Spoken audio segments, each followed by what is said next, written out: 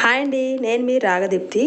ఈరోజు మనం చిక్కుడుకాయ విత్తనాలతో తాలింపు ఎలా తయారు చేసుకోవాలో చూద్దామండి. సో ఇది చాలా టేస్టీగా ఉంటాయి.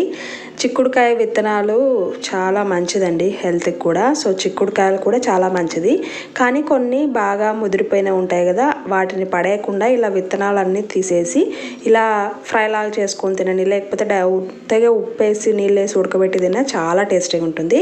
బట్ దీంట్లో నేను ఒక పొడి యూజ్ చేసి వేపుడు చేస్తున్నాను అండి. సో ఇది పప్పుల పొడి. సో ఇది స్టోర్ చేసుకోవచ్చు. ఇలా ప్రిపేర్ చేసి ఒక 1 month అయినా ఇలా స్టోర్ చేసి పెట్టుకొని ఎప్పుడు కావాలంటే అప్పుడు ఇలా తిరువాత వేసుకొని ఈ చిక్కుడుకాయ విత్తనాలు తింటే చాలా బాగుంటుందండి. ఇది చపాతీలోకైనా రైస్లో నంచుకోవడానికైనా చాలా టేస్టీగా ఉంటుంది. రోటీస్లోకైనా ఒకసారి ట్రై చేసి ఎలా ఉందనేది కామెంట్ సెక్షన్లో తెలియజేయండి.